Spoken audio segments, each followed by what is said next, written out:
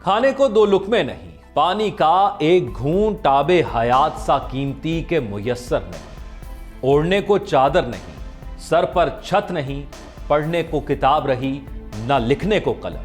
جن گلیوں میں معصوم بچوں کی آوازیں گونجتی تھی، آج وہ بموں کی بوچھاڑ سے ملبے کا ڈھیر بنی ہوئی ہیں۔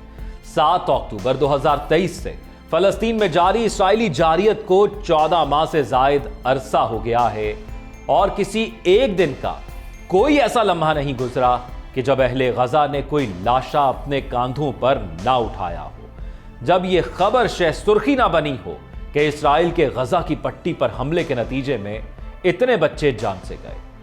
بھوک سے بلکتے بچے اپنے ماں باپ کے ہاتھوں میں بے جان ہو رہے ہیں۔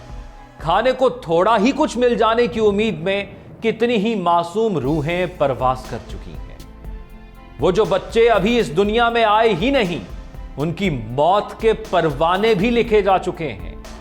شیر خوار سر پر کفن باندھے ہوئے ہیں۔ غزہ کی پٹی کا وہ خاندان جس نے بھوک مٹانے کے لیے گھوڑے کا گوشت کھایا ہو، یا پھر خان یونس کا 9 سالہ یونس جو رفاح کے ہسپتال میں بے ہوش پڑا ہے اور جس کی پسلیاں اس کی قمیض سے باہر واضح نظر آ رہی ہیں۔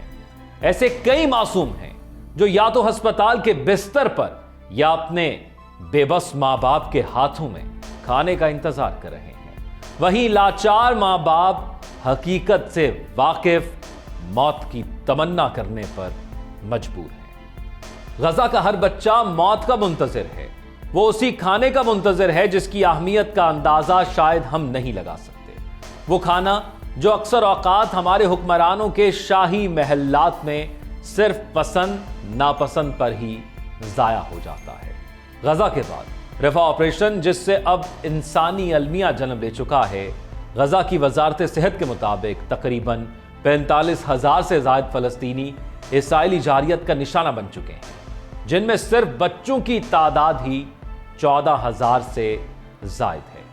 صرف یہی نہیں بلکہ مشرق وسطیٰ میں کام کرنے والی تنظیم سیو دی چلڈرن کے مطابق تقریباً 21,000 سے زیادہ بچے ایسے ہیں جو یا تو لاپتہ ہیں، یا اسرائیلی حراست میں ہیں، یا ملبے تلے دبے ہوئے ہیں، یا ان کی نامعلوم طور پر تبدیل کر دی گئی ہے، یا ان کا اپنے خاندانوں سے کوئی رابطہ۔ انسانوں کے دلوں کو دہلانے، ضمیر کو جھنجھوڑنے کے لیے فلسطین کے گلی کوچوں سے بے بس لاچار لوگوں کی تصاویر اور ویڈیو سوشل میڈیا کی زینت بنتی ہیں، جہاں روز ایک نیا کربلا بپا ہوتا ہے، جبکہ انسانیت کے بڑے بڑے علمدار سب غفلت کی نیند سو رہے ہیں۔ اس سب کا نتیجہ یہ ہے کہ آج غزہ کی پٹی میں شدید قحط بپا ہونے کو ہے۔ غزہ کی 96% آبادی یعنی 21 لاکھ سے زائد لوگوں کو شدید غذائی عدم تحفظ کا سامنا ہے۔ 57% آبادی پانی سے محروم ہے، اور جنہیں میسر ہے وہ پانی پینا زندگی کو خطرناک مراحل سے گزار کر موت کے منہ میں جانے کے مترادف ہے۔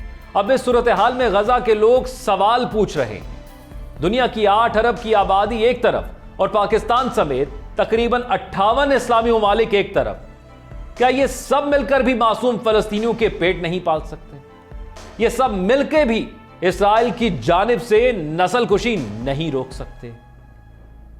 یہ سوال غزہ کے یہ معصوم چہرے پوچھ رہے ہیں، جس کا جواب شاید ہم ابھی تو اگنور کر سکتے ہیں، لیکن محشر میں ضرور دینا پڑے گا۔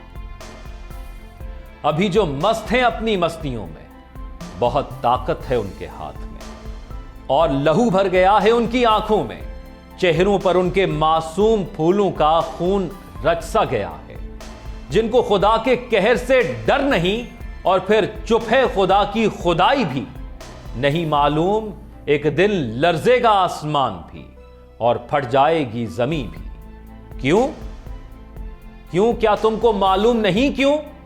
جب کوئی پھول توڑتا ہے، جب کوئی کلی کو نوچتا ہے، جب ان کے خون سے سکولوں کے صحن، بازار کی سڑکیں، گھروں کے آنگن، جھولتے ہوئے جھولے بھر جاتے ہیں، ان کے منہ سے آتی چاکلیٹ کی خوشبو، ہاتھ کی مٹھی میں بند ٹافیاں، فرشتوں جیسے معصوم چہروں کی چمک، کبھی نہ مٹنے والی نیلی نیلی آنکھوں کی روشنی، ماں کے دودھ کی رچی ان میں خوشبو کوئی چھین لیتا ہے، اور اب بن گیا ہے غزہ کربلا کا میدان، تو کیوں نہیں پھٹ جائے گی یہ زمین اور لرزے گا آسمان؟